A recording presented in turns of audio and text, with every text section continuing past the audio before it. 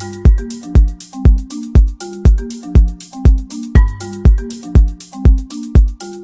बच्चों, आओ सीखें मेरे यूट्यूब पर आप सबका स्वागत है। जैसे कि 10th के बोर्ड एग्ज़ाम स्टार्ट होने ही वाले हैं, तो आज हम लेकर आए हैं आपके लिए हिंदी का क्वेश्चन पेपर प्रीवियस ईयर का। आइए स्टार्ट करते हैं। फर्स्ट क्वेश्चन देखते हैं इसके अंदर। ठीक है, फर्स्ट क्वेश्चन आपका है अपठित बोध। आपको पता ही होगा, आपने पैसेजेस पढ़े ही हैं। अपठित गद्यांश होता है, जो आपने नहीं पढ़ा है वो आपको देंगे। आपको इसी में से ही आंसर्स ढूंढने होते हैं। ठीक है, तो पैसेज को पढ़ने से पहले हमें क्या करना होता है? सबसे पहले हमें एक बार प्रश्न पर अच्छे से नज़र डाल लेनी चाहिए। ठीक है, एक ही चाहे मिनट या 1 सेकंड के लिए आपको एक बार प्रश्न देख लेने चाहिए, जिससे कि आपको आइडिया हो जाए कि हमें इस पैसेज के अंदर ढूंढना क्या है ना। पैसेज जल्दी से हो जाता है फिर। तो ये है क्वेश्चन। दिनकर जी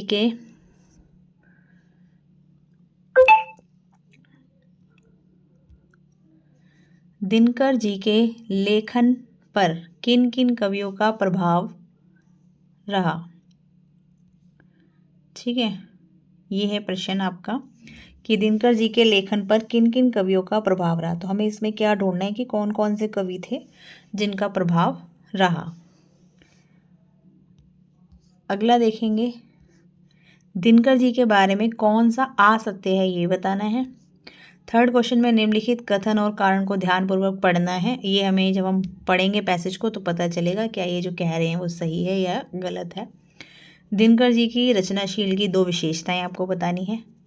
ठीक है, ज्ञानपीठ पुरस्कार का दिनकर जी के जीवन पर क्या महत्व पड़ा।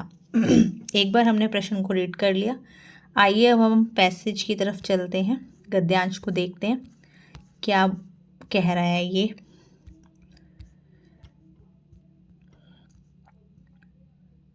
दिनकर जी ने माना है कि उन पर प्रारंभ से ही जितना प्रभाव रविंद्रनाथ ठाकुर का रहा, उतना ही मोहम्मद इकबाल का।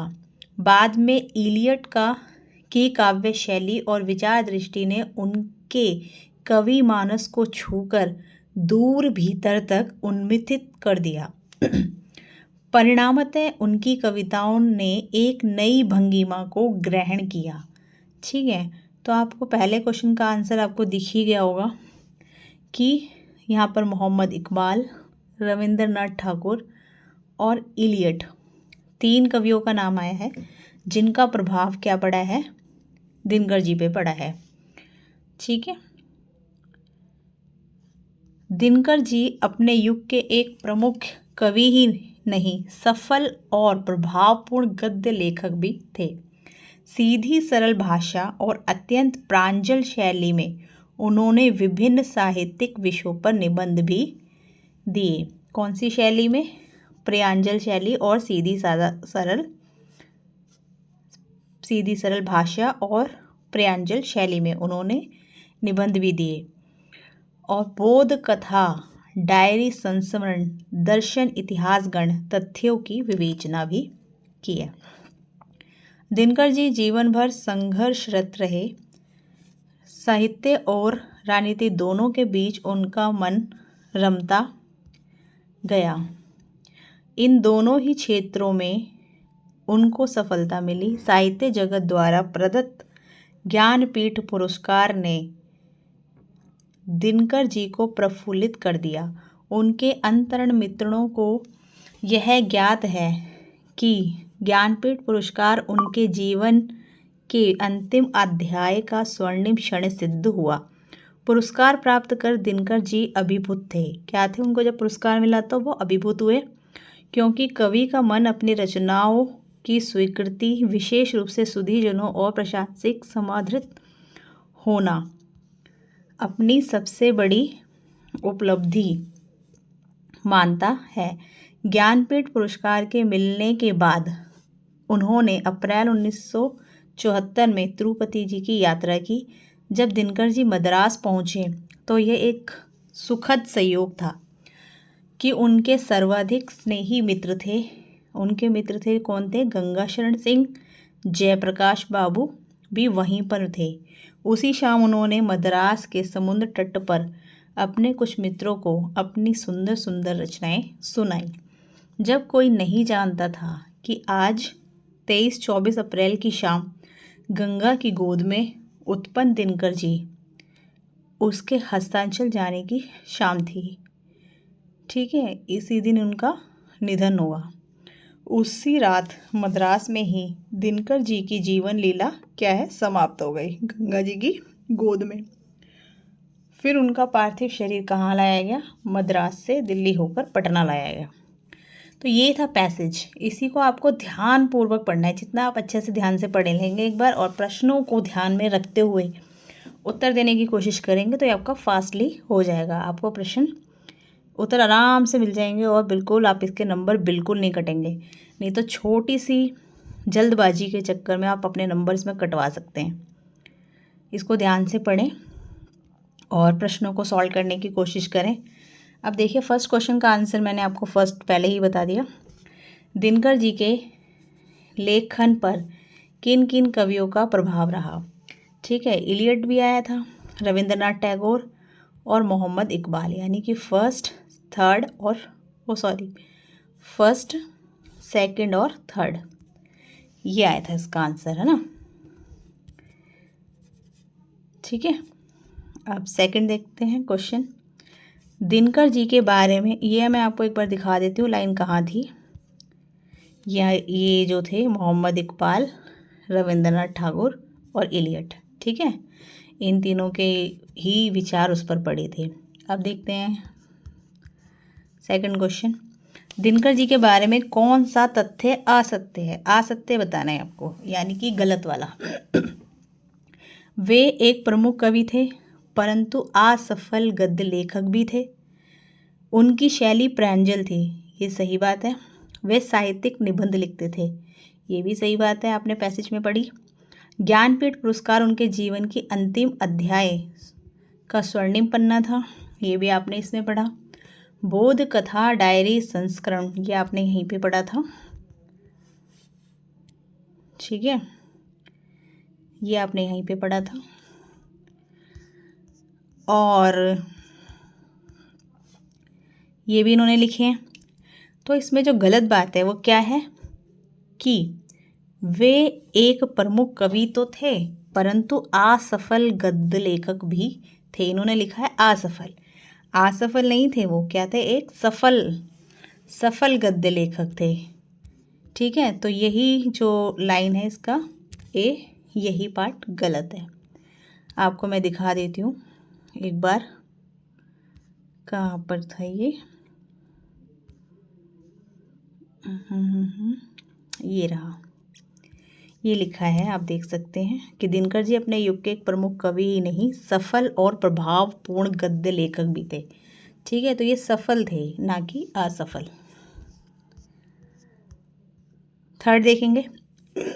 पुरस्कार प्राप्त कर मन अभिभूत हो जाता है, सही बात है। पुरस्कार विद्वजनों द्वारा दी जाने वाली सराहना और सम्मान का प्रतीक है।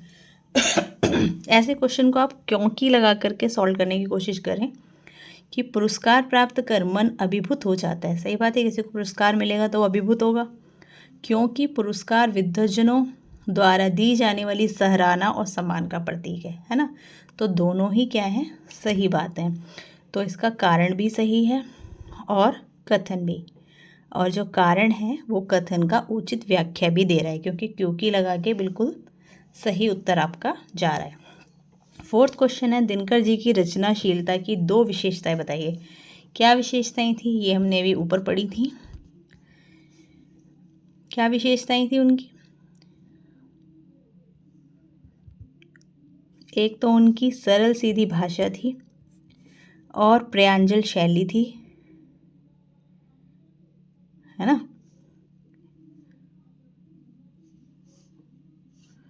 प्रयांजल शैली थी और क्या था क्वेश्चन?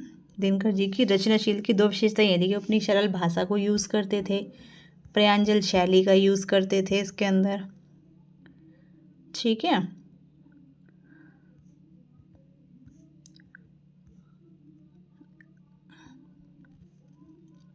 ठीक है, तो ये था। अगला क्वेश्चन देखेंगे। अगला क्वेश्चन में इन्होंने पूछा है कि ज्ञानपीठ पुरस्कार का दिनकर जी के जीवन में क्या प्रभाव रहा। तो जब किसी को पुरस्कार मिलेगा तो क्या प्रभाव रहेगा, यह अपना नहीं बताना बच्चा, ये हमें दिनकर जी का बताना है। आपको अपना दिमाग अपने हिसाब से नहीं लगाना, यहाँ पर पैसेज में जो दिया है उसके हिसाब से यहाँ पर आपको चलाना है, ठीक है। अपने पर्सनल दिमाग को थोड़ा यूज़ कम करते हुए आपको इस पैसेज के अनुसार अपने दिमाग को चलाना है कि इसके अंदर क्या कहा गया है, ठीक है। जो पैसेज में कहा गया है आपको वही लिखना है, अपना कुछ ज़्यादा पर्सनल नहीं लिखना है इसके अंदर, ठीक है। क्वेश्चन क्या था कि ज्ञानपीठ का जब पुरस्कार मिला तो उसका क्या महत्व रहा, क्या महत्व रहा उनके जीवन में।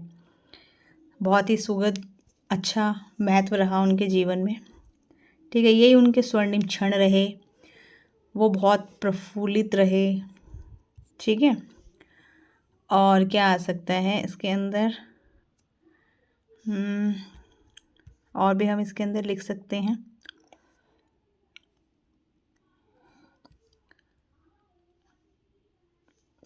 प्रफुल्लित कर दिया आदरणीय मित्रों, ज्ञानपीठ पुरस्कार ने उनके जीवन में अंतिम स्वर्णिम क्षण दे, अभिभूत थे वो ये पुरस्कार को प्राप्त करके, ठीक है। उनकी रचनाओं की स्वीकृति को, तो आप ऐसे 2-3 पॉइंट इसके आप लिख सकते हैं, ठीक है बच्चों। इसका जो ये क्वेश्चन था 4 वाला, इसमें था कि रचनाशीलता की 2 विशेषताएं उदाहरण सहित बतानी थी। तो इनके उदाहरण क्या थे, यहाँ पर ये आएगा आपका बोध कथा, डायरी संस्मरण, दर्शन इतिहास, ये आप उदाहरण में इसको दे सकते हैं। और इनकी शैली के बारे में बता सकते हैं, सीधी सरल भाषा का यूज़ करते थे, प्रयांजल शैली का यूज़ करते थे और साहित्यिक विषयों पर इन्होंने निबंध लिखा, ठीक है। तो ये था कुछ पैसेज, इस तरीके से आप इतना भी लिख कर आते हैं तो आपको फुल मार्क्स मिलते हैं। 5 क्वेश्चन थे 5 नंबर के, तो ये आपके बिल्कुल फ्री के नंबर है अगर आप अच्छे से पैसेज को समझ करके करते हैं, ठीक है। अगला क्वेश्चन हम नेक्स्ट वीडियो में करेंगे, सेकंड क्वेश्चन। इसी प्रकार की वीडियो पाने के लिए हमारे चैनल को सब्सक्राइब ज़रूर करें और वीडियो को लाइक शेयर करना ना भूलें। और एग्ज़ाम आ रहे हैं आपके, पढ़ाई पर ध्यान दें और अच्छे से नंबरों को प्राप्त करने की कोशिश करें। ओके, बाय बाय, मिलते हैं नेक्स्ट वीडियो में।